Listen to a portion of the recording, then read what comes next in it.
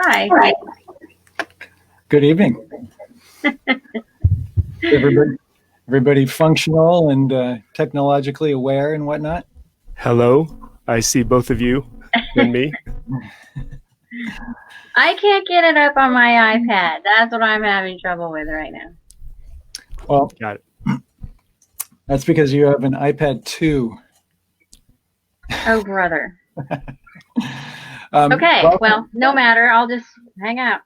Welcome, Facebook Live Land. We are the Larson Band, and this is the very first time in history that we have ever done a Facebook Live anything or any kind of internet, interwebs, www live anything.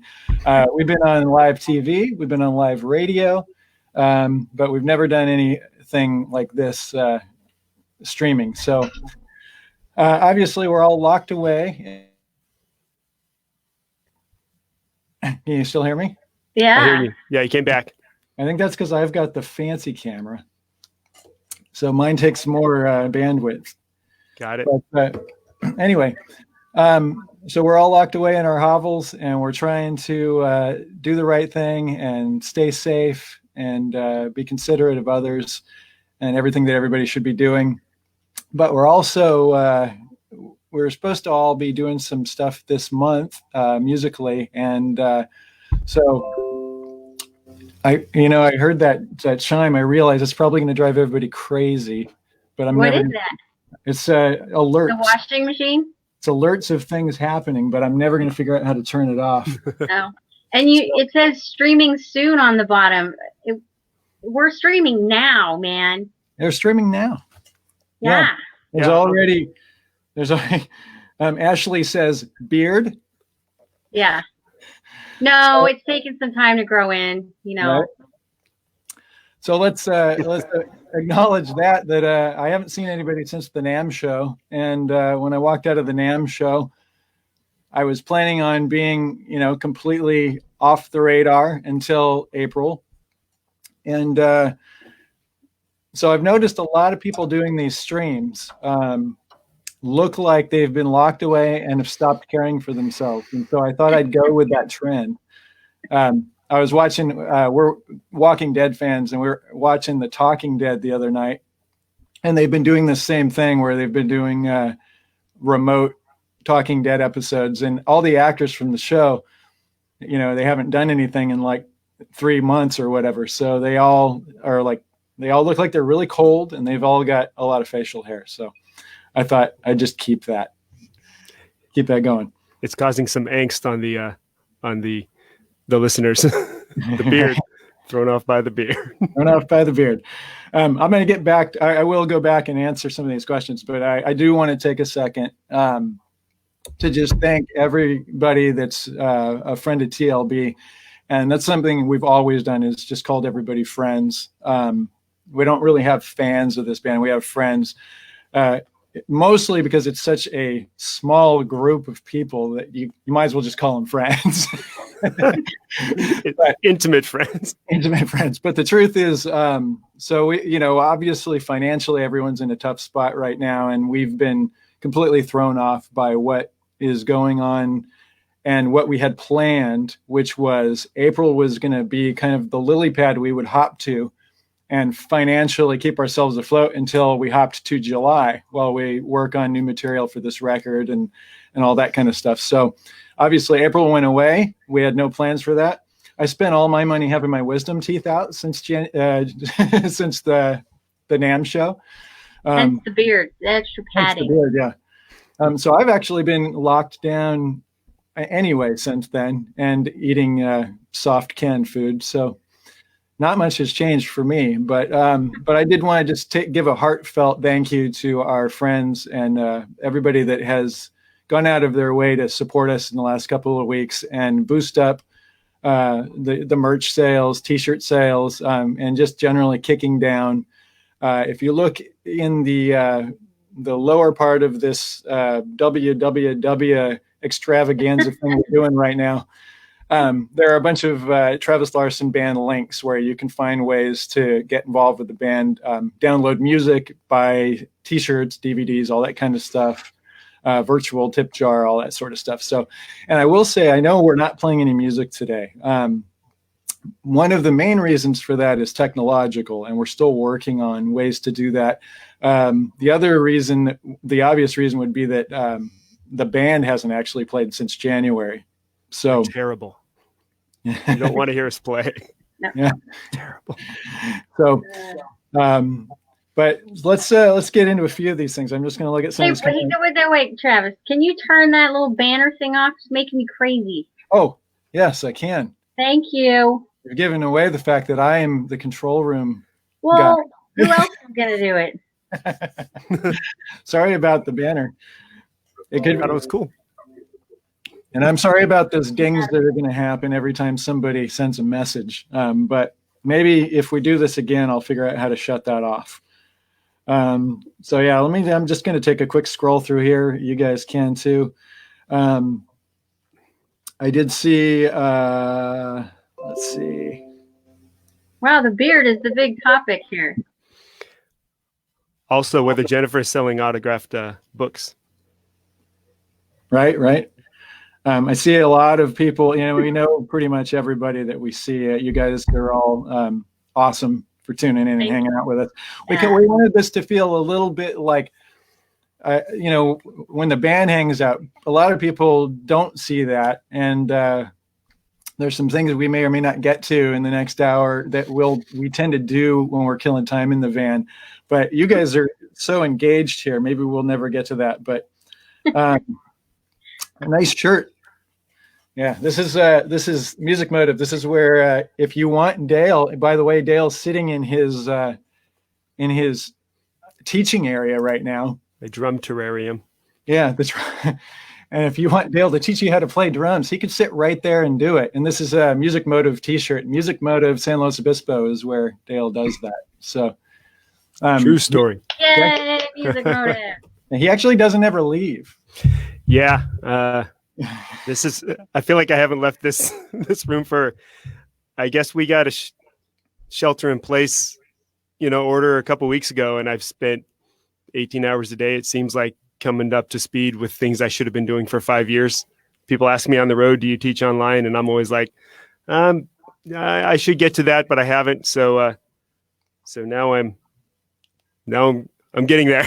I've been doing it with all my current existing students, and yeah, it's been busy. But you know what? I'm not complaining. Coming up to speed with something I should have been doing for 5 years in a couple of weeks, it's a worth it trade-off. I'll back it. Go ahead. I think that a lot of people are finding that now is the time they're catching up on things such as that. So it's a good thing. Yeah. And other than that, honestly, I really relate to that meme. Turns out the way I live my life is known as social distancing. other than being cooped up here trying to sort out electronic things and problems with how all the audio conferencing software hates drums to death.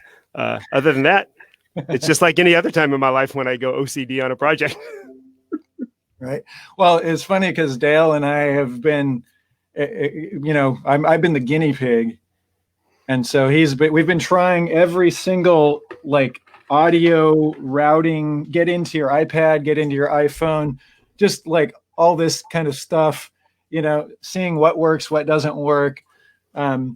I've had an audio interface that I'm hoping to get someday, and everything is back ordered.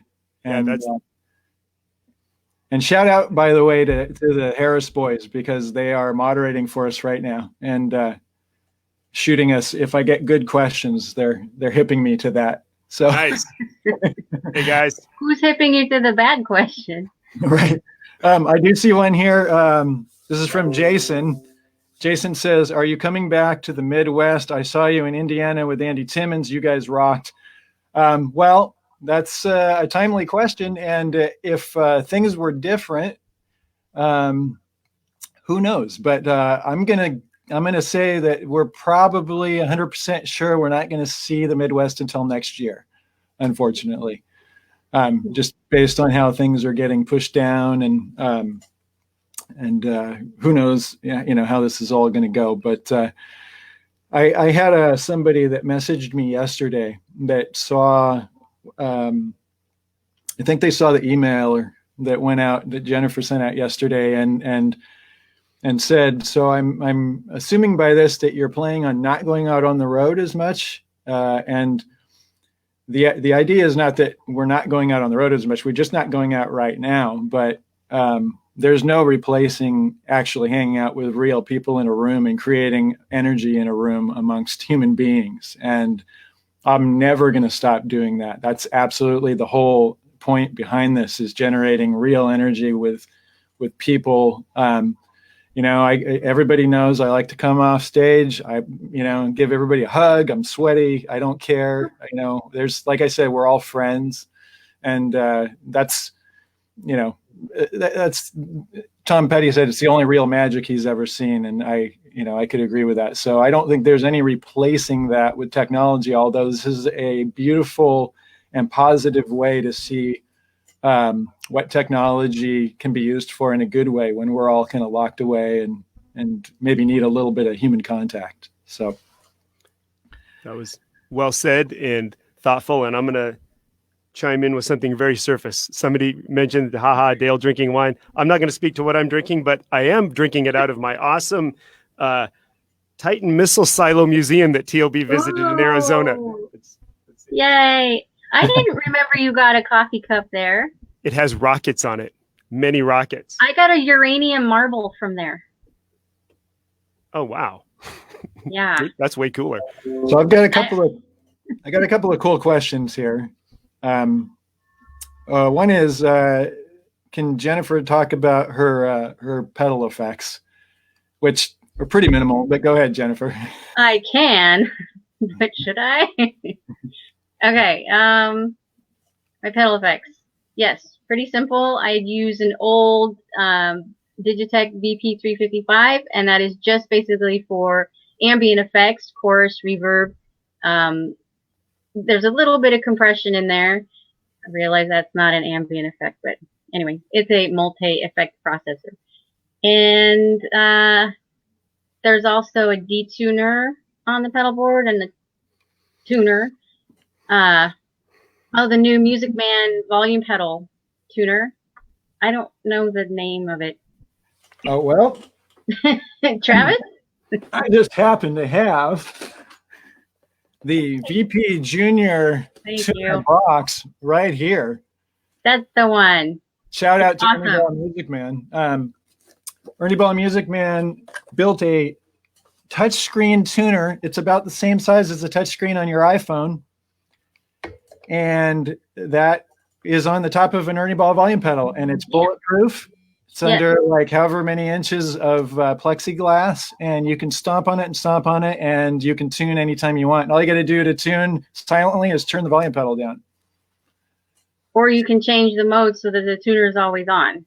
Like it's through, so. Or you can change it to where it actually gives you a reference. You can set it from 1 to 10 so that if you've got a spot on the volume pedal you like to find for a specific part, you can do that. And for, kind of guys like me that are kind of Jeff Beck guys, and you want to use your distorted sound for many different things, that's a really cool thing, because I can find just the perfect amount of gain for the intro to People Get Ready, Yeah. So that's been really cool. I got a request to remove my clothes. How come you guys don't have beards? That's what I want to know. Well, I've actually... I thought we were all going to seem like the apocalypse. I've been on screen and more self-conscious than ever because I'm trying to get this whole online teaching thing dialed. Right? Dale looks a little like Victor the Cleaner, if you ever saw the movie. What was it? It was not The Professional. What was it called? It was the La Femme Nikita American version. Correct, yeah. But it was the American version. I don't remember. Point of No Return. Wow, well done. Jennifer and I, 20 years ago, used to work at a video store. So that would explain why I know 90s movies. That would explain it. 80s and 90s movies. Let's see what else we have here. Since you're writing new music, can you talk about how songs get written from start to finish? I saw an earlier comment requesting information about the writing process. Yeah, so I'll start and then I'll pass it along. So generally speaking, I sit in this room here, and it used to be that I would really sit there with a really cheesy setup where I just had like a drum machine, and I would come up with parts either just to a click track, or like a simple program drum part, and then I would take those to Jen, and then we would start like arranging things. Nowadays, we've actually made somewhat of a modern jump, which modern meaning, they invented MIDI 30 years ago, I think, right? We like to be right on top of the technology. But so on the last record was the very first time that I actually did MIDI programming, where I was actually sequencing ideas, so that the whole point of that is it's easier to deal with later. And so then Jennifer and I can get into arranging stuff. And then if we want to add different instruments, different flavors, different things to hear how it would sound with MIDI, it's really easy, because you just substitute stuff out and you can cut and paste without actually damaging wave files. It's all MIDI. So we've kind of been charting things out that way. And then so it kind of just goes to Jennifer, and then it goes to Dale. So I'll move on to Jennifer of what she tends to do as far as getting involved with the writing process. I go like this a lot. No. I noticed I cut out right when that happened. Was that your doing? Oh, did it? So froze like that? Awesome. Yes. From that point, I will tell Travis, do it again. And well, no, I'm just kidding. We work on things more as kind of a team at that point, just trying different things, more like numbers, arrangements, put this part here. Oh, this needs to have a little breath here, or we need a bridge here. So we start arranging. And that's when we also tend to solidify the baseline ideas from just a, note to how that's going to work with the melodic ideas and things like that. We work on maybe even lengthening or shortening things. If a song is like 8 minutes and I'm like, that really should not be an 8-minute long song. Those kinds of things. I don't know. What else is there, Trav? Well, I mean, it goes on and on and on, because then it starts getting, it goes in circles. And then when we get Dale involved, I'll tell. Well, and Dale, with these songs too, a lot of times you have to live with it for a while. So you'll come up with an arrangement and then maybe start working on another tune and then go back to that other one and realize, oh, after I haven't heard it for a while, maybe it should go twice there instead of 4 times or whatever. So it's kind of this constant rotation through the songs. And another reason MIDI makes it easier too, because in the old days, if you would track a bunch of stuff, then you wouldn't want to go back and change it because it was so hard. Whereas now, if you kind of have something written out, like a blueprint of it, you can, again, without doing any kind of anything that would require us to retrack 4 or 5 tracks analog wise, you can drag stuff around and hear how an arrangement would change or things like that. Then what we'll do once we've kind of come up with a blueprint for each song is we start throwing them at that guy on the bottom there. And he's usually in a box just like that. Yep. And he's able to demo stuff pretty well for us now. Yeah. So that's changed over the years too, where it used to be that I would get these rough drafts of songs and have all these ideas that I couldn't play. So I really had to spend a couple of days trying to work up to speed what I wanted to do and then decide if it was any good as an idea. But now that's another area where, technology has helped me out, where I can just sort of work on one part, get that on there, splice it in with another part, and I can get a functional demo to Travis and Jen and say, does this seem reasonable? Does this seem like we're all on the same page? And I think over the years, just being in a band 20 years, that seems to go a little quicker nowadays too. And another element is that technology has allowed Travis to have more complete sketches of drum parts that he's envisioning with the songs. It used to just be with a click and everything was fair game. and I have an OCD streak, and I will sit there and brainstorm every single possible idea. And then nowadays I have more of an idea, and I can get it down quicker just with digital editing, and just being in the same band for 20 years. More often we agree faster. We come to the point where it makes sense for all of us.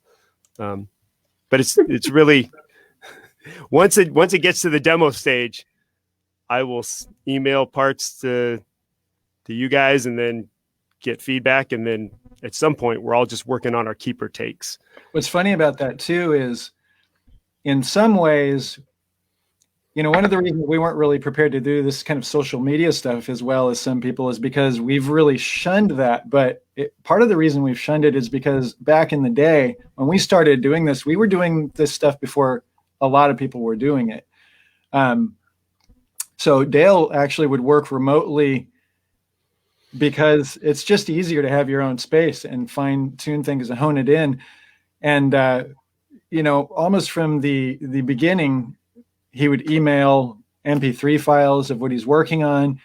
But back in those days, we would have to go through a more difficult process of you'd take it and you'd like throw it in and try and sync it up by hand and all this stuff. Nowadays, we can actually keep things synced better.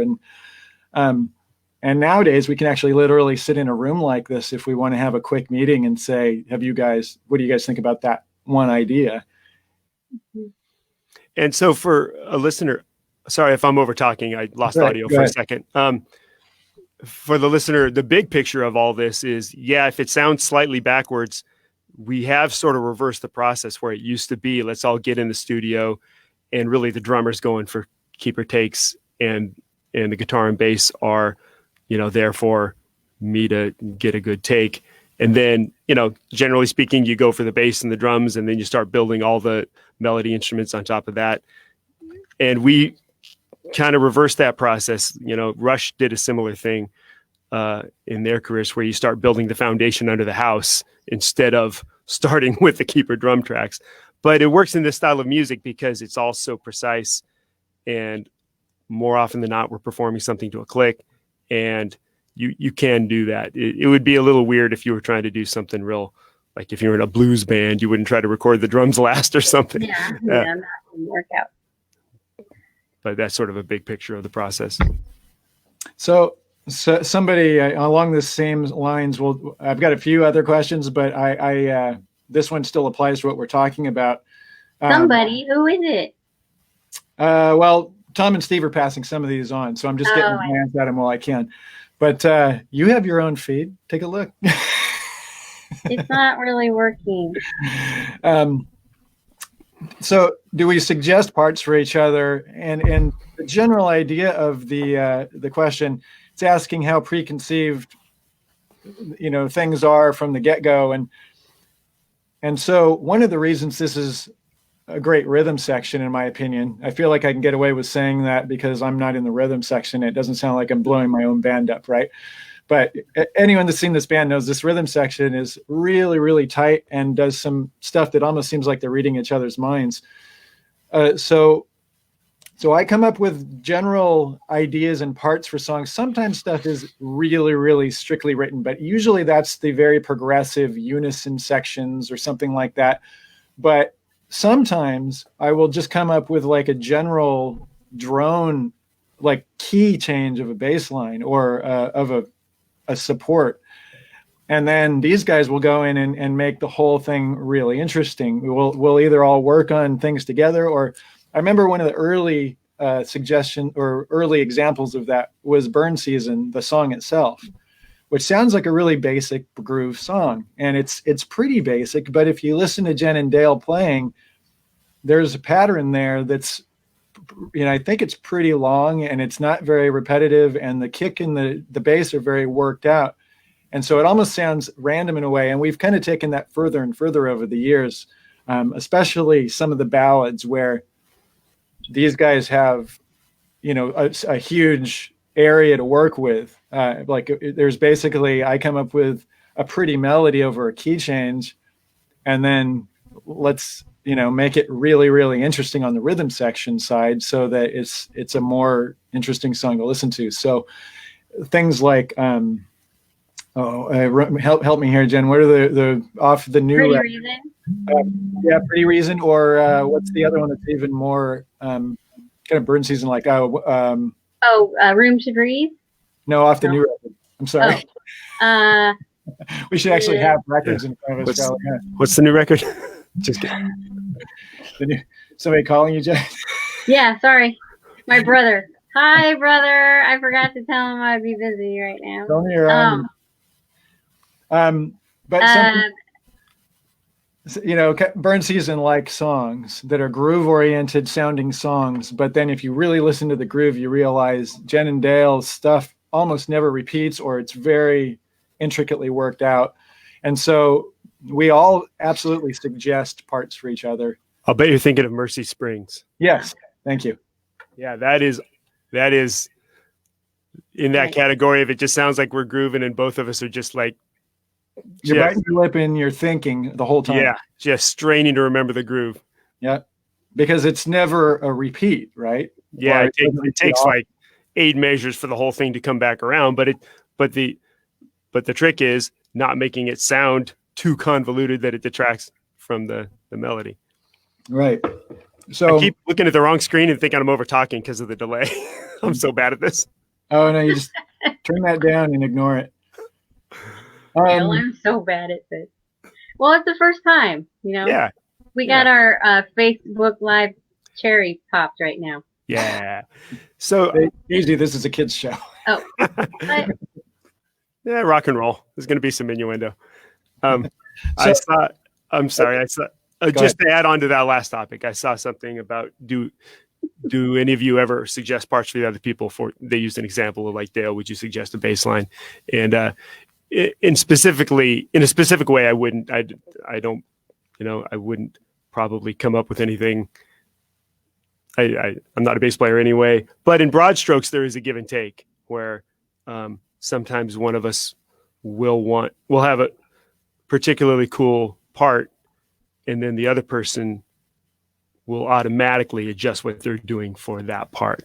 If sometimes in clinics, I used to play this one song, and was it Other Place? Anyway, the example, it would be a ton of drums in the song, so I'd play it at clinics, but I'd always make the point, listen to how much restraint the bass player is showing, because if I'm going to play this much, somebody has to play less. And you kind of know it in the room. You know when somebody comes up with a part where that's got to stay. Even if I adjust my part, that's the thing that's got to stay. Or if you come up with the part, the other person will go, yeah, you should do that, and I'll figure out how to work around that. Right. And that's part of the going back and forth with the demos too. Yeah. Sometimes Dale will come up with a drum pattern with a different kick or something that doesn't quite work with what bass wise was happening, and then that'll change the bass line. Or sometimes it'll be like, this is the bass line, you have to do this kick pattern. Right. Because that's what's going to make it pop, or yep. So definitely. Or the bass line fits so intricately with the melodic content that it has to stay that way. Like counterpoint type of thing. Yep. So we have another couple of, like a different track here, but let's, I thought maybe we'd cleanse our palate for a second and check out Dale's drum rig for a second. Just because this is the way he's been teaching. So you can actually, put him on the full screen. So he's got, what's that new mic that you have hooked up just for this? This is a Yamaha EAD. It's like a one-piece unit that you just put onto the hoop of the kick drum, and then it mics the whole drum set from one place, which sounds impossible, but the deal is that gets run into a processor. So it's almost like it's a frequency gate, basically. Yeah, I guess it's like guitar players have amp modeling processors, and this would be the thing that processes that mic to make it all sound reasonable. So I can sit here and play, and you might even be able to hear me talk. That's just me being a nerd for teaching, but you can add effects and have all kinds of fun, right? Oh, I can. Now you did. So if you're old enough, you can remember. I'm going to play a Phil Collins song, and it's not going to be in the air tonight. It's that You'll just play it. Yeah.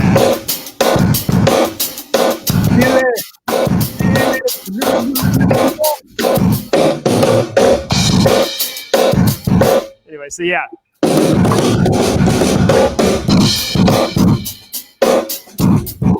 So you get all kinds of fun. So Whoa.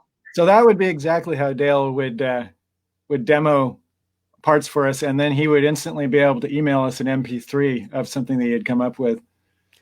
And if you want an online drum lesson, it's just going to be me playing Phil Collins songs that I like, and you waiting. So wait. I want to say something. Okay. I finally got my thing kind of going, and I wanted to say hi to Vicky. Is Vicky out up in Portland? Hi, Vicky. Hi, Vicky. Guitar Shop Radio. Yeah, and Werner, Bruce, Emmerich, hi, Ray Hayden. Yeah, I was gonna put my jammies on, but I did, and then I actually put real clothes back on because I thought that's not okay. You know what I mean? I've got my jammies on. And Baron Sumter, hi. Ray Hayden, by the way, who is part of the reason I kept this is because he shaved his off. I've never seen him clean shaven, but he looks like he's about 13. And Mike Keneally, hi, if you're still there. I miss you. That was another thing we were going to hopefully do this year, which maybe it'll have to be next year. We'll find out. But we'd love to go out and make some more noise with Mike. Mike is definitely a part of the TLB extended family. Yeah. And we love that guy. I'm going to take Glenn Hinsman. Sorry. Hi, Glenn. Bruce Sorensen, great bass player, great guy in the Northwest now, making music. Now that you guys have started this, though, you're going to miss people. I know. I know. Hi, everybody. I'm sorry. I just wanted to say hi. It's all. What? That froze. Shut me off. Did you see that? So here's a left turn on the questions.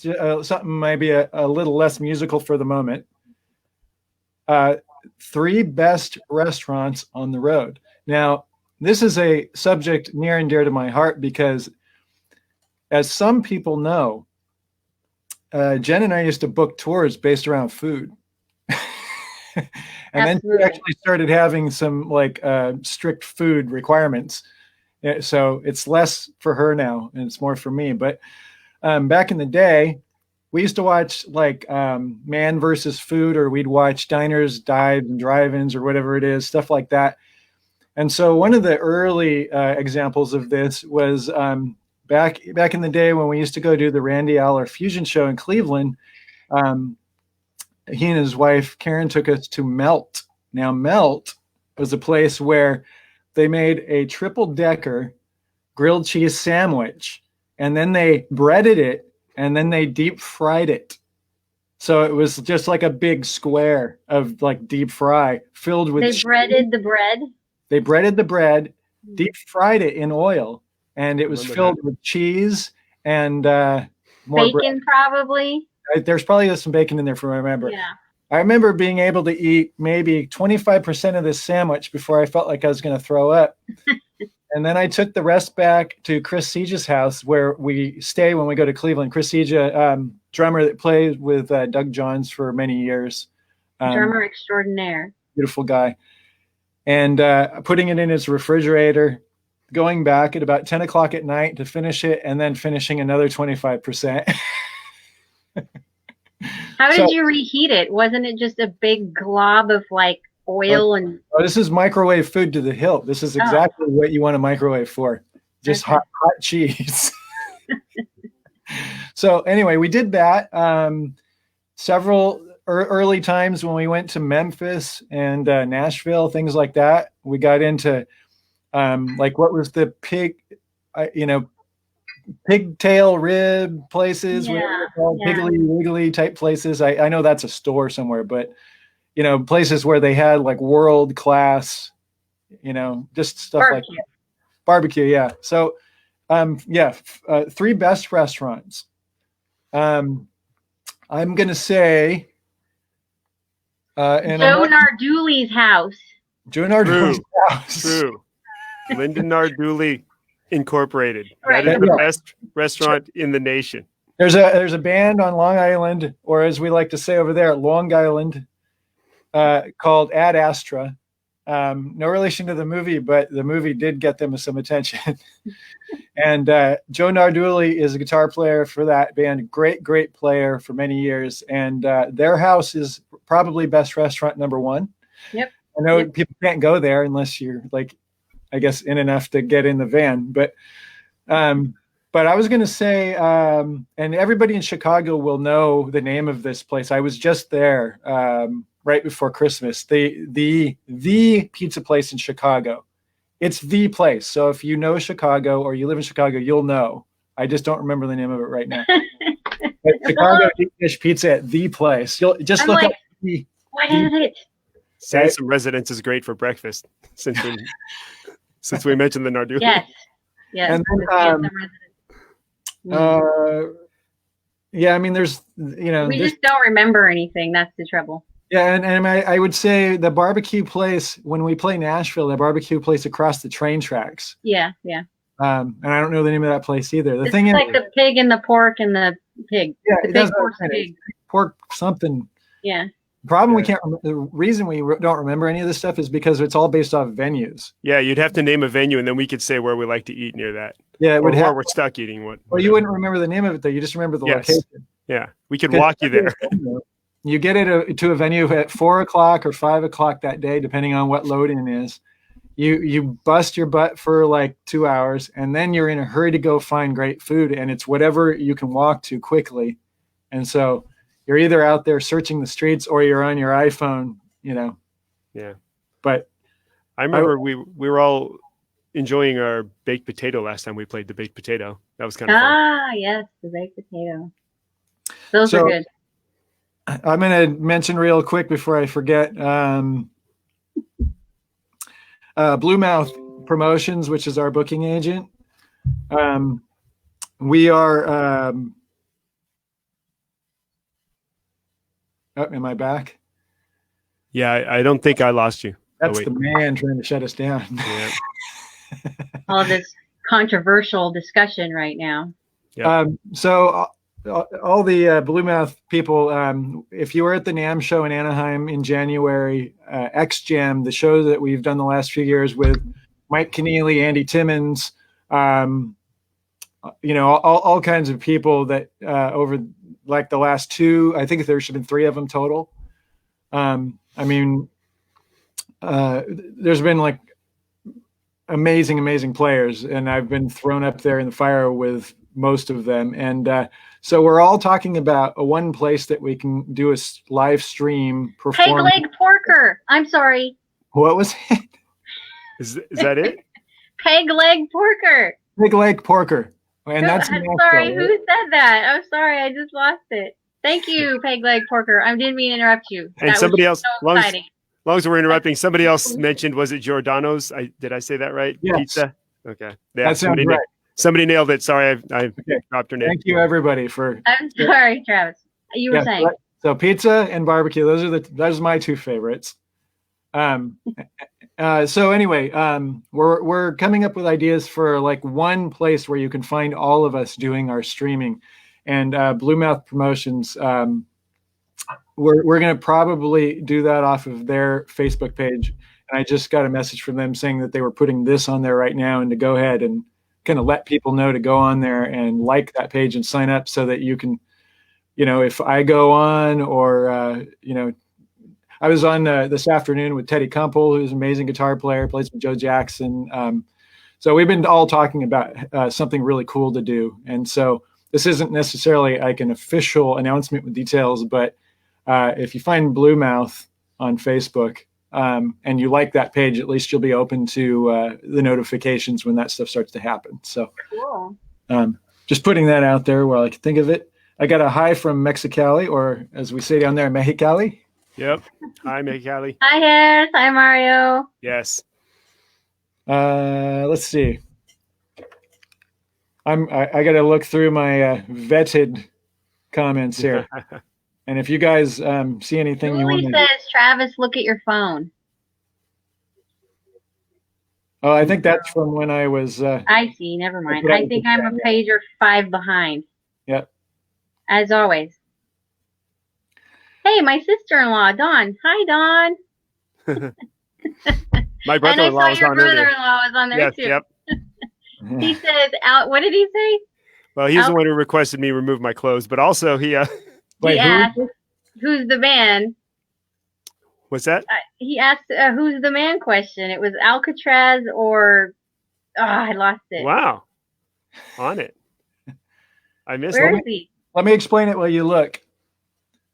One of the games that we play in the van, and just to give people an idea, I think on the last tour we drove 18,000 miles in the van in an 8-week period.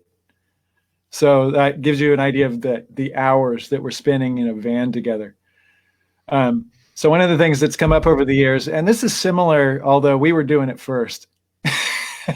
But if you watch Sammy Hagar's show on Access TV, he has a thing called This or That, which is basically who's the man. And so we play Who's the Man, and it'll be things like Mick or Keith, things like that. Alex or Getty, whatever. That's not okay. I've come up with a few that we three have not discussed because I know we've all done the Mick or Keith, the John Lennon or the Paul McCartney one. Sure. So, who's the man? David Bowie or Freddie Mercury?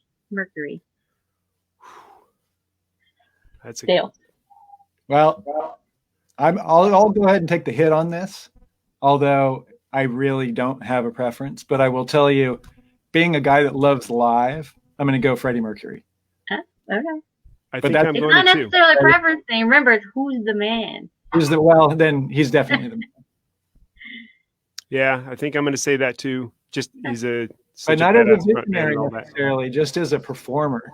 Okay. So okay. I'm not. I think I'm gonna stay quiet on that one. No. No, I know Jen, but she's more thinking visionary. Yeah, I'm gonna go with David Bowie on that one. Yeah, but I mean, they're both the man. That's why this is such a difficult game that lasts hours in the van, and it gives us lots of discussion time, and and then we fight a lot about it. So. Jennifer, beauty of this game. Oh, sorry. I was just gonna chime in real quick. How can I get an autographed copy of your book, Moving Pictures? I have 4. I know. There's 4 left. We're working on a repressing, so right now it's kind of not available, but it will be. And I am have the wheels turning for another book soon, and now I have some time to work on it. So do you happen to know if they're still available for sale anywhere, or if they're still available for sale? But cleaning out the. What's that? Like, can you still order one and get one until they run out? Yeah. Okay. So if he ordered one from the website, right, and he emailed you at jen@travislarsonband.com, it'll probably get spammed out, and I'll never see that email. So do it some other way, or email sales. Yes, that would be better. I have the most awful spam situation on my email, so I apologize 100 times over. People email me, and I never see it, and I feel bad, and it's just not necessarily my fault. Oddly enough, Jennifer needs more of a spam filter than Dale and I. I'm not exactly sure why that is, but for some reason, she gets more email from folks that ought to be spammed out. No, it's not that. It's a little bit that. It's a little bit that. It's also hilarious to me that I've been talking about how I worked so hard to come up to speed to get the technology to deal with drums in lessons. All I see is bass lessons. It's awesome. I'm sifting through here just a little bit to see. Okay, Jennifer. Annika relates to the notion of impermanence. Do you think this helps us through these difficult times? Knowing that this too is impermanent, that this too shall pass. Yes, absolutely. Though I realize that is a very difficult position to keep yourself in, thinking in the present moment and recognizing that this too shall pass. It's been tough, and I know fear is a big factor. obviously it's a valid fear, but it is really tough to stay present and let it. There's so much we can learn, I think, from this whole experience and circumstance. You know, even just turning inward and kind of being alone with yourself is a big deal, you know, and you learn a lot during these times. And I hope we come out a little stronger on the other side as individuals, you know. Anyways, yes, I think it's an important thing right now. Jerry says, I do like the word hipping. I will give you a tip for that. Does anybody follow that? Earlier we were saying somebody hipped us to something, and he liked that as a verb. I saw that earlier during this conversation. That's just because we're old. Yeah, we were hipping each other to like technology to get things working or something. Yeah, I remember that. It's funny because I'm just going to keep throwing these out when I see them because they're good questions, but they always start with Jennifer, which is funny. Jennifer, do you play a Music Man Stingray? Question mark. For what reason? Question mark. Okay. I play a Music Man Sterling, actually, though from a distance it looks like a Stingray. And also the bongo bass. Music Man just makes really great instruments, and I've been so happy with them for 20 years now. And what I found with the Sterling in particular is just it fulfills all of the different requirements for the different styles, whether it's picking style, slap style, tapping, and I just like the sound of that the Sterling sound. Also, it's a bit smaller of a neck that I can handle a little better. The Stingray is a bigger, hunkier instrument, and the Sterling I can get around on a little faster. So it's a combination of the size of the instrument, the versatility with the different styles, and it sounds good, you know, and feels good and plays good. I remember on the road with the Aristocrats, Brian obviously is a Mike Lowell player, you know, plays the Lowell basses, and he picks up my Sterling all the time and plays around on it, and he just like, I forget how amazing these things are. I gotta get myself one of these. So everybody who picks up that instrument they love it, you know. They love the Sterling, the bongo too. They're both just really awesome instruments. You have what we call the wooden strings on it. That's true. and every time, every time someone picks up my bass, they're like, I can't even put this on. But yes, I do use really light gauge strings. Again, it's just a function of smaller hands, and I don't, you know, with playing as much as we do, I don't want to wear myself out. I think the old concept that you get so much tone out of your strings, maybe, this is just my personal opinion, you can use nowadays effects and EQing and things to sort of, you know, fix that issue if it's an issue for you. If you're not getting enough whatever out of a fatter string, dial in some EQ and don't like kill your hands with big fat strings. Then again, that's just, you know, I have to do that so that I can keep playing, because I do tend to have I can't even open jars with these hands. It's so weak. So I have to have the little baby string. Sorry. Hey, Trev. Go ahead, Jen. My computer just went boom.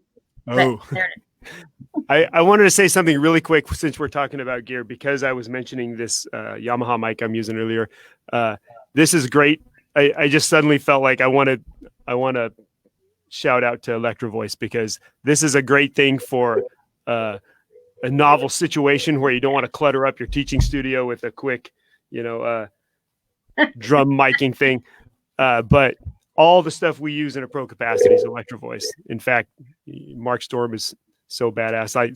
Even this has been a hassle, because when I lean away from this is a great Electro Voice mic, but he's sending me a headset. I'm super excited.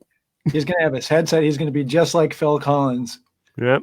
You're going to be able to play that In the Air Tonight, Phil, and you're going to be able to sing it. I'll have to work on the singing those upbeats. Hey. Right, we were trying to do that the other day. And I can't do it. Turns out Phil Collins is good. Right, exactly. Let's see. Here's a good one. This is Vicky wants to know what the process for deciding which songs you're going to do on any given tour is. Obviously, the first answer to that is what's current. You know, like if like when we went out on the Annika tour, we played a lot of Annika stuff, and then the other things generally, I'd like to say it's usually stuff that we want to do that maybe we haven't done in a while, but sometimes we don't get there and we should more. I think next year we're going to try and do a few things that we still haven't done. What do you mean get there? Like not performing it to a level of which we would want to. Right. Because recording and performing are two different things. And some of the stuff that we've done is so, like last year, the good example of a song that we took out and played live, which we had never done, which sounds like a really slow, not necessarily difficult song, is The Drift, which is kind of our version of a really, really slow, emotional roller coaster kind of Dixie Dregs influenced vibe. Like when the Dregs used to do one of those big, long composed ballads, that's kind of us trying to do something along those lines. And it doesn't sound hard to somebody that doesn't know. And there's nothing really so physically hard about it, but it's so difficult arrangement wise. And it's one of those songs that if you play a bad note in that song, you're going to know it. And as any musician knows, the slow feel songs are always way more difficult than the fast shreddy songs, because if you're playing a million notes a minute and it's all crazy, if the mistakes go by like that. But if you're playing something where every note counts and it's a really difficult arrangement. And another thing that comes up. It's a train wreck waiting to happen, kind of. Yeah. There's sounding wise in that song. Yes. There's most musicians can relate to the idea of having a train wreck. And if need be, you just sort of hang on a certain note and the drummer hammers nails for a couple measures and somebody commits to where it is and we all recover and it's great. But The Drift is an example of a song that's just unrecoverable. Like if you lose your place, I'm not playing anything you can identify. I'm playing in 5, then 6, then 7, then 8, then 5, then 6, then 7, 8, then 6 and 7, then 6 and 7. And so you can't stop playing and figure out where the drummer is. And you can't just start playing one of these messed up melodies over. So you can actually get into a situation that you can't recover. It is scary. Like you start that song and you are not comfortable until the last note. Yes. I've thrown you off the rails many times on that one. I'm sorry now. Yes, no. I'm famous for, I was famously negative about playing that song when we recorded it. I say famously because I've complained about it. Trav talks about it at shows, but we recorded that and he was like, that's going to be a good song. It will be like a Drake song. And I was like, we're never playing that song. Are you crazy? And he's like, no, it's a good song. And I'm like, I know. I can't play it. I don't think you can play it. I don't even know what just happened. And then sure enough, Alex Marshall asks us if we'll ever do Cartoon Justice live. And that's another one of those, I think. Oh my gosh. Maybe not necessarily arrangement wise, but it's got some pretty intense stuff. I taught one of my better students that years ago, and I was listening to it going, first of all, I can't believe I even relearned it. It's one of those things Travis was talking about earlier. Some of our songs sound like, well, here's the verse, here's the chorus, here's the verse, here's the chorus, there's a bridge.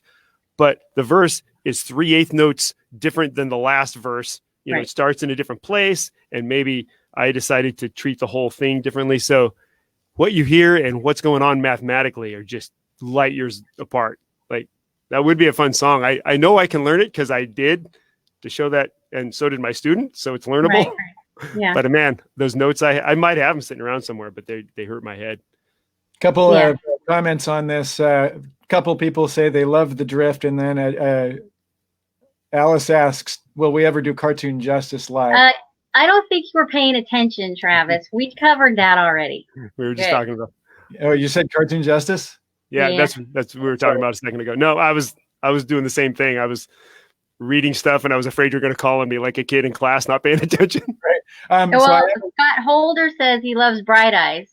That's another one of those sort of. I still like that comes in and out of the set pretty frequently. Yeah. I'm still doing that at the solo shows, and we were doing that a few times last year. I have a long question here. This is from Dominic. As a band that has been around to see the rise and fall of multiple media outlets, from MTV to Instagram to TikTok, how do you feel about the multiple roles contemporary musicians play in order to engage a larger audience, i.e. YouTube, musicians making meme music, people playing unique covers of contemporary music as a way to gain an audience? And then it says, I ask since I have millennial Gen Z friends that dig your music, but are familiar via word of mouth. So basically, we're not doing enough of that. And that's of the other avenues. I'm sorry, I wasn't listening. Yeah. So I'll tell you how I feel about it, Dominic. This right here tonight is an example of us trying to embrace it in a way that is positive for us, where we get to see people we love and interact with them. We're all from an age, like you just mentioned, where there was mystery. When Jennifer and I grew up, we've been, since we were kids, we were watching Rush VHS tapes together and stuff. And it was like, you saw these guys wearing, the kimonos. Capes, kimonos, robes. Like, these guys live in castles. It's popular. Then you saw the videos where they had the studio and with the snow dog running around outside. You were like, they live in castles with studios with dogs. And snow. That's what it was. So we were always not too open to breaking down that wall so much, because growing up with Zeppelin and Rush and, bands where you didn't know everything, you didn't know necessarily that they were human beings. You knew that they were beacons of this dream and this beautiful energy that made you feel so amazing. That it takes us a bit to kind of get where you're talking about.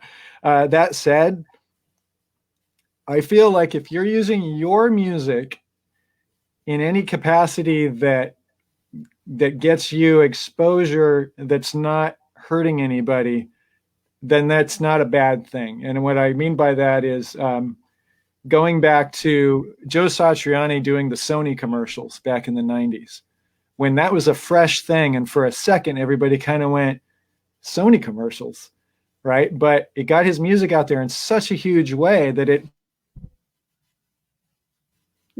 catapulted him even further. You guys didn't lose me just now, did you? Just a little bit. For a second. See, that's the man. I'm talking against commercialism now. But we don't bring up Joe Satriani; they'll shut you down. Right. So, but the point is, I'm not against using technology, and as far as the band taking on different roles behind the scenes, we've been taking on different roles our entire career. Because when we started this band, it was now I'm going to sound like an old whiner again, and I don't mean it that way. It's just the reality. We started in the middle of the grunge movement, when you could not get arrested commercially to play a guitar solo. Nobody could. Joe Satriani couldn't even. I mean, he had already gained such a fan base, but all of a sudden he was not on The Tonight Show. He was not on MTV. All of a sudden MTV started being TV shows about pregnant teenagers, So all that stuff started to change. And, I think that we all had to figure out avenues to get our music out there. And going back to us doing things like this, when Dale's been teaching students since he joined the band, and we had a website right when the internet started. And we used to literally take an analog video camera, analog, for those of you that remember, it took tape. And you put it on your shoulder and we would record Dale doing lessons so that we could be hip and have online lessons on his page on the Travis Larson Band website back in the day. That's before anybody was doing anything like this, before you had any kind of remote. We called it Moon's Methods, remember? Yeah, they do. And Jennifer bought it was like an analog to digital video converter for the laptop, or it wasn't even a laptop. It was like a tower, gurgling along, and you would record this video into the computer. It was called the Dazzle. Yeah. Yep. Wow. The hard, yeah. So I don't know why I remember that. So Dazzle. for a band that started doing that years ago, I'm going to say maybe partly we got a little tired of it. Yeah, I think that we went through so much technology and we were trying so hard back then, and then all of a sudden it was like, I'm tired of this, and I we don't want know. to play music. Yeah. And then you get to the point where you just can't. You have to start embracing things. But again, not to sound like an old curmudgeon, because things like what we're doing right this second, I think, is a nice and beautiful and magical way to use technology, where you're interacting with people that you want to see and you want to interact with. And so I guess the answer to the question is I'm willing to embrace and dig into anything that doesn't make me feel I don't know, dirty, I guess. I don't know what the word is. Do you guys also feel like going back to those days? I also used to write a blog when they called it a blog, Yep. and Yep. I would just write articles about You the and gigs. Brian Zeller, like the early bloggers. Yeah, and so and it was really fun, but a lot of it, sometimes it was just fun because you had a fun gig. Sometimes you're ranting, and there would be an a-hole club owner or something. And when you're early in your career, you can be really transparent. And then what happened was I started finding my voice, and it some of it it was crankiness about the world we lived in, and the jerks you run across sometimes that you wouldn't run across in any other business. If I was sitting in a cubicle, people would not behave the way they do in the music industry. But we were starting to get somewhere too, and all the things I wanted to say, people would be able to figure out who I was talking about. So all of a sudden, it just turned into you can be really transparent when you're starting out, and it's kind of fun, and I like seeing people do that. And then if you've been doing it long enough, and you start, I guess I don't want to sound snotty at all, but when you're starting to operate in circles that are higher than you were at the beginning, all of a sudden you have to be slightly more careful, and it's just I don't know if that makes sense. Careful is not the right word, but I remember when you were sort of struggling with that and just feeling like maybe what you had to say was, in addition to that, putting that negative energy out there, and you didn't even feel good about that. Yeah. But, you know what I mean? I remember you were like, I don't know if I should be like telling people how I feel about this thing, because it's kind of negative. Yeah. Despite it being about this guy or that club owner or whatever the heck. And I remember that. Yeah. Yep. Yeah. I remember talking to you about it in the van. Basically, everything's in the van.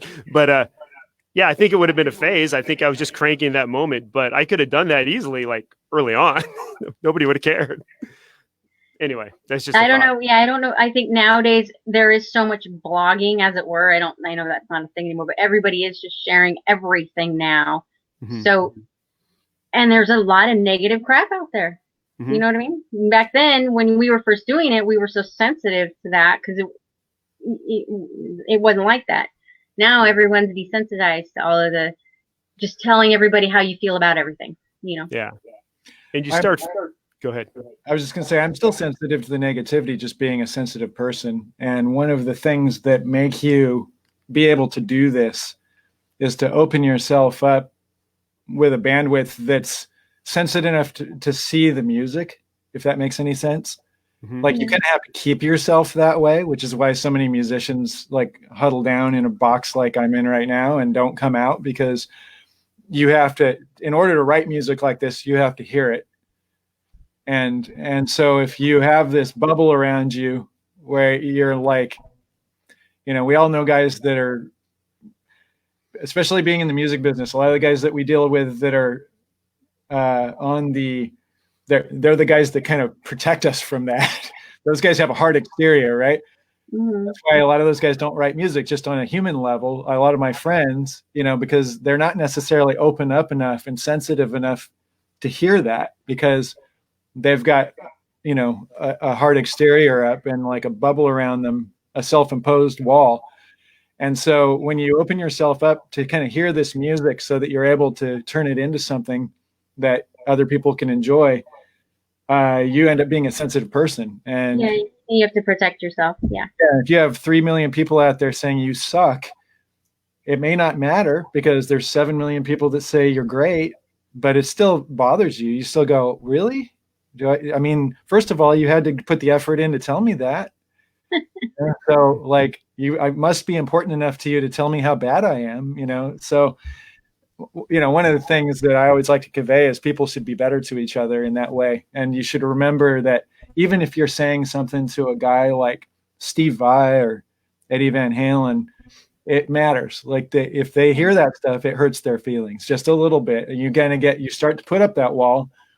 And this is like a super deep theory, but I have a theory that maybe one of the reasons that the more famous guys get, the more they start not being able to hear the music as much, unless they keep themselves really closed off. A guy that's really kind of in a bubble and tries to keep himself closed off is Jeff Beck, right? Like there's nobody really more famous than him doing this, but you don't see Jeff Beck on here ever. Well, that's really interesting because, at the same time, you can get a lot of flack for not being socially right. available. Like, I'm speaking for myself. I am very socially unavailable on these platforms that this question is about. And I think it has a lot to do with that. If you're kind of a sensitive person, you don't want to hear all that trolling, as I guess the kids call it. The kids say, yeah. And yeah, it does hurt. I guess I'm just getting to your point of like, I can only imagine if you're getting thousands of those kinds of comments all the time. Yeah, at some point you have to put up a wall because it's just, yes, everybody is human and it all stings a little bit somehow. So in complete opposite to that, I just want to say Kate King, who you guys, if you saw her, you'd probably remember her, but we met her somewhere in the Northwest, I remember, on the last tour. She says, Jen, you are such an incredible player, truly inspiring, girl power. So nice. Thank you, Kate. I was joking with Kate the other day about, she's petite and she would be a good merch girl because it's all about getting in the van. Step her in the van, right? Yeah. Van real estate. Devin, who was out with us for a long time, is not a huge guy, Yeah, hey, is Devin out there? I think I saw him earlier on the. Oh, is he? I was gonna say. I'll be right back. What? Hey, Devin. Yeah, it's all about real estate on the van seats. One of the things I just thought, talk shows always have sound effects, and Devin sent me this Mr. T in your pocket keychain, and it says right here 6 hell of a tough guy sayings. First name Mr. Middle name period. Last name T. So you can hit me if you take that with you. I was at a coffee shop a couple weeks ago. I sent Trav a picture. It was a total hipster young person. Like I was twice as old as everybody else in the whole coffee shop. And they had a Mr. T. I pity the fool who, whatever, doesn't put the lid on his coffee, something like that. But or drips too much. It was something they were trying to encourage. Like, the fool who drips too much. My favorite Mr. T saying. Yeah, right. Yeah, that's. But they were using Mr. T to enforce good coffee. Well, the thing that's awesome about being old is like eventually all that stuff comes back around. You know, like now the kids, we might be cool again someday. Is what I'm getting at. Right. Vicky has the same Mr. T thing at home, she says. Here's a question from Danny. We know you're huge Rush fans. On the next album, will there be any kind of Neil Peart tribute? So my answer to that would be everything we do is a Neil Peart tribute. Good answer. Reason being, and I mentioned this on one of my road updates the day we found out that he had passed, that we wouldn't even be here if it weren't for him. Jennifer and I would not even know each other if it weren't for Rush. So everything you're seeing here, I know it's a ripple effect, and obviously he's a small part of that, but he is a part of it. And if that wasn't there and that influence wasn't there, you wouldn't have a Travis Larson band. So I will say I'm not going to come down on anyone that covers Rush songs or does Rush tributes and those sort of things. But for myself, it's a little sacrilege just because it's too close of a band to me. I don't necessarily want to ruin the magic by having to learn all that stuff, because for musicians, once you kind of get into the mechanics of something, then at least for me, then you can get a high off of it. Certainly when we perform our stuff well and we connect with an audience, there's a high to be had there, but it's different than when you throw on that first rock and roll song in the morning and you get that jolt of adrenaline, and it's like a fresh, it's like the difference between when you make a really great meal for yourself or if somebody hands you a really great meal. Yeah. And you haven't been smelling it for an hour and you don't know the ingredients and you take a bite out of nowhere and you go, holy crap, that was amazing. So that's a good analogy. I like to keep it that way. Yeah. Yeah. That's my take anyway. I agree. Yeah. Let's Dale? Oh, no, go ahead. Nope. I was reading and not paying attention. I agree, Travis. Yes. Everything you said was yes. Two thumbs up. I keep looking down to the comments and then there's like a mile of them. So I'm sorry the stuff we've missed. Well, so guys, do you think we might do this again, like a weekly show? We were thinking of doing a weekly show if people went well. Well, at least while the whole coronavirus lockdown is going on. Yeah. So do you feel like things are going well? I think things are going fantastically. It's great, but I got a gig. Oh wait, no, I don't. Right. As soon as Dale has a gig on a Saturday night. Yeah. Okay. Who's the man? Oh. Peter Gabriel or Phil Collins? I knew that was going to come up. I would say as a creative force, you'd kind of have to give it to Peter Gabriel. But as a drummer, I'm going to say Phil Collins because too many people don't know he was a great drummer. I agree with that entirely. I am on the exact same page as you. Right on. Interesting that a lot of people don't know is that Phil played on Peter's first two albums. Yep. And, you can totally hear it. So anyone that thinks that those guys were at odds in any way back then, that's just, to clear that up. There's a great thing on the internet about how gated reverb, the Phil Collins drum sound I was doing earlier, was invented. It happened on a Peter Gabriel album. Oh, wow. Like they just left the room. Like, when I play and don't turn off my talkback mic and you're in the control room going, it's just all distorted. Yeah. That's like how that sound got invented. I got another Who's the Man real quick. Okay. This is not a musician though. Robert De Niro, Al Pacino. Wow. I'm going to say De Niro. And I'm going to say that based on a body of work. I know they both have amazing bodies of work, but I'm going to say back in the early days, De Niro, at least, from what you know of him, was probably more of the really seriously dug in crazy. I was going to say he's probably more of the really crazy dug in artist guy who was like 100% about the art and that's it. And obviously, as he's gotten older, he just wants to work and he's been doing all kinds of different things. But like back in the day when those guys started, you get this feeling that De Niro was like the scary art school guy that was like this guy. Driver. Yeah, like he would have been, as a musician, like he would have been like the savant that was like with no social skills, but the most amazing guy you'd ever seen. Mm-hmm. Whereas Pacino would have been amazing, but he also was able to have personality and interact, but probably not as versatile, even though I know we have our caricatures of them, like there's this guy. Right.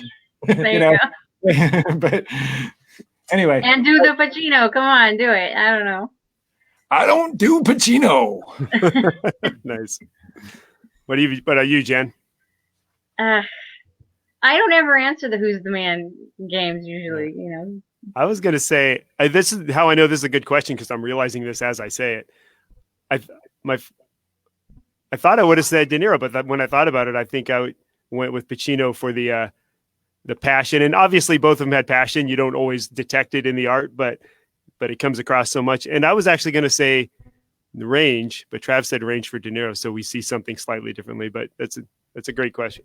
They but I mean, it's I know. Yeah. How do you answer that one? Man, Yeah, so- right. Yeah. And Pacino turned like later on when like people say they became caricatures of themselves. Pacino's is so over the top and De Niro's is so understated, you know. Right. So I'll hit on something here before we get going. Everybody wants to know about lessons. And Dale is obviously the most skilled and full-time teacher of the bunch. So if you're a drummer, you should absolutely bother Dale because he never really puts it out there, but he's easy to find. And you'll be catching me the first time in my career that I've actually been prepared to do some online teaching. Like this last couple of years has been me figuring out all this. You know, I knew the hardware part, but figuring out how to make it work sonically with the internet, sound and gating and all that. And there's, you know, I've pondered the idea a few times. There's a huge insecurity with Jen and I where we grew up playing what we play. And that's not to discount that I don't think I have things to, you know, knowledge to give, and we do clinics and things like that. But I just haven't pulled the trigger yet. I'll just leave it at that. If I decide to, you guys will be the first to know. Yeah, I would agree. I suppose it depends on what a person is interested in learning. If you want to know about theory and technical modes and chords and things, I am definitely not that person. And you can learn all of that stuff already from books and online. So I guess I would be happy to work with people who just want to know maybe a different approach, like a feel or conceptual things, even just talking about things that aren't even related to music, you know, in a certain way. Like I know Victor Wooten teaches a lot of outside concepts that relate to music, what they have to do with maybe nature or, you know, other aspects. So I don't know. I haven't gone there yet either because I wouldn't know where to start. It would depend on the student and all of those things. So you will be the first to know though if that happens. I'll come up with a curriculum. First lesson, go sit outside for 5 hours. I was Victor Wooten approach. I'm backsliding a little bit here, but I just want to make sure that I feel a little bit justified in that I see a couple of comments, one from Craig Hill and one from Oscar saying De Niro, the man. Everybody agrees with you. I know, Every single that's thing says right. De Niro versatility. You can't Pacino's say Pacino. yeah. I keep hearing Hectic Watermelon has a good question, but I can't find the question. So if John Chakowski wants to shoot me the question, I'll answer it. But also just in general. Hi, John. Actually, just let me open it up. It takes a minute on this thing sometimes. This is our friend John Chakowski, who's an amazing guitar player, by the way, who we did a small tour with a while back. There's a band he has called Hectic Watermelon. Oh, am I back? Yeah, you're back. And the Hectic Watermelon album has Jerry Goodman, fiddle player for Mahavishnu and the Dregs on it. And it's an amazing album. And John's an amazing musician. John says, you guys are the epitome of a talented, innovative, courageous, inspiring team. Good question, John. Thank you.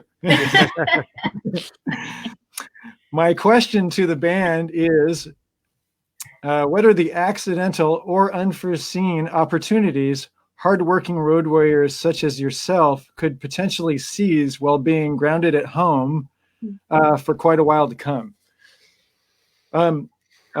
That's my question for John. Yeah, right. That's our questions for everybody right now, I think. That's the big discussion right now, right? And that's one of the things. Right when this thing started, I saw a couple of my really good friends and some really perceivably successful musicians, guys that you see that you would think these guys, maybe, if I saw them in the 80s, I would have thought they had the castle with the dog. And they were basically going out asking for help. And that was one of the big discussions with us, is something we've never, ever done, ever, in any way, shape, or form. Unless you want to buy more music or more t-shirts or whatever. So it's, that's an interesting conversation for us. We did throw up a virtual tip link, because quite honestly, I was seeing people do that 10 years ago. And so that was the way I kind of rationalized it. I got to the point where I said, okay, somehow we're going to have to keep our residents for the next few months or longer. And how do we do that? And so if everybody throws a couple bucks in versus one guy, and by the way, going back to the beginning, a huge thank you to many of you. And there's not so many we don't know who you are. We know exactly who you are. And a serious heartwarming thank you to people that have tried to help us, because it was really bad timing for this to happen. But so figuring out ways that what's going on could create opportunities. I was on a conference call today with Blue Mouth, our booking agent, and my friend Teddy Kumpel, who plays guitar again for Joe Jackson. And Teddy's, you saw him at the X Jam. He and I and Keneally tore up lead boots for the jam at the end of the show. True story. And or at least they tore me up. No, it was that's the true story. But so we were all discussing things like this, and how, again, being a guy that the way I really want to entertain people is to create an energy in a room with them. I want people to get out of their house and go to a place and get in a room with me and feel a wavelength of good vibrations. So, but in learning all this stuff that we're dealing with technology wise and trying to get up to speed on it all, it is stuff that will carry over, and it is stuff that we can continue to utilize. The fact that we've got a 3-camera shoot from 3 different locations right now, and we're talking, if we could get over the limitations of getting a good quality sound over it. I know the vocals sound great, but playing music does not sound great. That's just a fact of life right now. We at least need stereo, right? Well, stereo, and also when you use any kind of a communications app like this, as we found, they have to cut the sample rates down in order to make it work smoothly. Mm-hmm. So that doesn't mean we're not going to do some streaming stuff coming up. We are, and that was a question earlier, if we can look forward to that in the near future. I'm hoping to do at least some solo stuff like that as soon as I get some gear in the mail that I've been waiting for that's been back ordered. That's just the world we live in. You cannot get stuff now. Nope. Like everybody's bought up every single USB mixer and digital camera in the world. So, but it's on its way someday.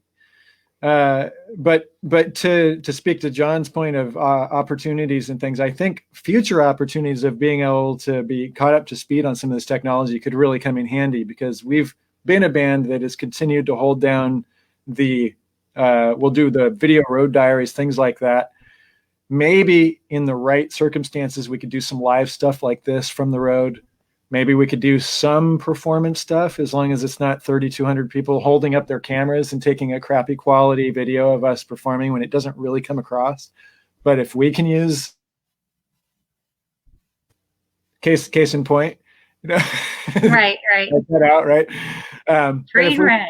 Some of this know-how to work to our advantage of bringing you something that we're proud of, then yeah, it's all great, And again, being able to communicate and touch base with everybody is amazing. And I haven't seen one person on these comments that I don't like. So, do you guys find, this is just a question to you guys, this is much shallower version of what that question is talking about, but except for the fact that I've been busting ass teaching and getting my gear together, I'm looking forward to practicing a lot. I'm just sort of a grinder that way. But do you guys find, like, on one hand, you have time and you want to dig into your instrument. On the other hand, your head is just in big global things. Like, it's a trippy to me. Like, there's a really cool, I don't know if you guys saw it, but Nick Cave posted a really cool thing on Facebook recently that talks about just that thing. As artists, we feel like right now we should be getting all creative and like we have this time, but at the same time, like, your head is so full of a lot of other stuff. So it's okay. He was basically saying it's okay to stop and take time to reflect as an artist, because that's when you build up like that, pressure, not pressure, but you know what I mean? Build up the desire again to be able to create, you know what I mean? That is a great point, because it's not that I'm just worried. Look for that Facebook post by Nick Cave. It's really good. Cool, I will. Yeah, it's not. Go ahead, Dave. I was just going to say, it's not like just worry. It's just how much outside of yourself or myself. I just feel like I'm thinking about bigger things than me and my neighbor and doing things for people. Sure, and taking care of everybody. I've been getting groceries for everybody on the damn street around here. Right. So yes, I know. Practicing is so self-focused. Anyway, go ahead, Trav. I was just going to say that we're hearing a bit of slapback from you, Jen, for some reason. I don't know why, but make sure you can hear us, though. I can hear you. Okay. I was going to say, along those lines, when this all started, I was working on way more album stuff than I was after it started. And everyone thinks, there's nothing to do now. But because it started, everybody goes into survival mode. And so, like, just for instance, again, going back to keeping Dale teaching, Dale was teaching physically, like in a room with people. And so he basically has been trying to keep his student roster going remotely. And we've been like figuring out technology for that. I mentioned on the radio interview the other night that Jen and I did that, we live as lean as we can, and we're not extravagant by any means. And Dale bought his first iPad ever 2 Mondays ago just for this. It took this to get to the point where we were willing to spend any money on even that kind of technology. And everybody's like, everybody has an iPad. Right. I'm like, I don't know, but I better do it. It's got to happen. Right. Yep. Yeah. So, I guess, the point is that being open to the technology and that kind of thing, but being able to use it in the future, because again, we haven't. Well, and back to the Dale's point there, Vicky says dealing with a crisis takes energy, and I think that's a really good point too. Like, you're worrying about so many other, I don't want to say worry, but you have these concerns that weren't there before, and so your energy is definitely spread out, and creativity may just be a little lacking right now. Weirdly, you would think otherwise. Right. Here's another suggestion of an idea. Play through videos of a song. For instance, drums only. Oh, that's cool. You could do a back-to-back or something like that, where you've got whatever, something. Yeah. Something I like that. That makes me excited more, because I could do a higher quality. You can control it more, and you can do a real high quality version of it. It'll be stereo. You don't have to deal with, communications audio. The ironic part is I haven't been practicing. I've been getting up to speed for lessons. So now I'm set to give lessons, and I suck. Mike Haynes says a new up-to-date live DVD/Blu-ray. Well, we need a gig first. Yeah. I mean, we could do this. We could put this up on Blu-ray. Right. Eventually that's going to happen. Traditionally, there I am. Traditionally, Jennifer and I have I say Jennifer and I a lot because we're the co-producers of all the products that we put out, all the projects. But we kind of do 2 records per live video so far, or something around that, because that way we're not repeating all the same material on the next video. And so that's been a thing that we've done. Plus, video for us is so much work. I mean, it's a whole nother album, basically. People think, well, you just played the one show, but then we spent 8 months putting it together, because in our world, there's 8 or 9 different cameras, and everybody hands you, the footage at the end of the night, and then you have to sync it all up and pick the best shots and all that sort of stuff. And before that, you have to actually mix the album to sync it to of the live performance. So, I mean, everything is from the ground up. We're not using any apps for that stuff. There's not an app for that? There's not well, there is, but again, we want it to be good. That was a joke, Travis. The Blu-ray app. Thank you, Dale. I was waiting for that all night. I know. All right, so how are we like wrapping? This is our first time. How do we like go say bye or something? Let me just make sure there's nothing that we're like horribly missing. If Well, we because do, I was saying we're gonna maybe come back next weekend, right? yeah. Okay. Several people, by the way, reacted to me answering the play to the video thing or play through videos, but not you guys. People are like, not just drums. I want to see bass and guitar. Yeah, I was just looking to make sure we didn't like drop the ball on anything we were talking about. So I'm just thinking it's like 11:30 in other parts of the world. right. Gino says Pesci, by the way. What's that? I was gonna bring up Pesci. That's all right. It should be Who's the Man? Those three, probably. All right, Yeah. guys. Okay. So it's One been last- about an hour and a half. Let me mention one more time. Just as far as links to support Travis Larson Band, they're all in the listing for this video here. You can go to travislarsonband.com and find all the links there. Merch links, download links. We got a little bit of written music while I talk about the links though. And so if you want to download anything from Bandcamp, iTunes, if you want CDs, DVDs, T-shirts, any of that stuff, it's all available out there. There's a virtual tip link on the comments for the video here. And that's Smokey the Dinosaur, who was on the Aristocrat tour with us. And that was me and Guthrie. That was like the third guitar player because we felt like we were outranked because the bass players had so much gear on their side of the stage, and we had two stalls on our side of the stage, so we had to get a dinosaur to make our side of the stage more interesting. My favorite picture is where Guthrie stuck a cigarette in the dinosaur's mouth. That was good stuff. So anyway, everyone out there, Facebook world, Travis Larson Band, friends, family, you guys are awesome. Thank you so much for the support. How can we do this next Saturday if all goes right? We'll get together again at 7 o'clock. Thank you, everybody. And there will be virtual playing coming up sometime shortly. I promise. It's just a matter of making it happen on a level that we feel comfortable with. So, but that will happen. You guys are great.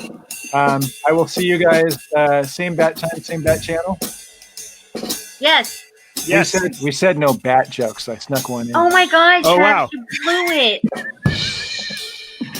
All right, guys. Love everybody. Love you too. Take talk to care. you Bye, soon. everybody. Bye, everybody. I have no idea how to get the hell out of here. She'll figure it out.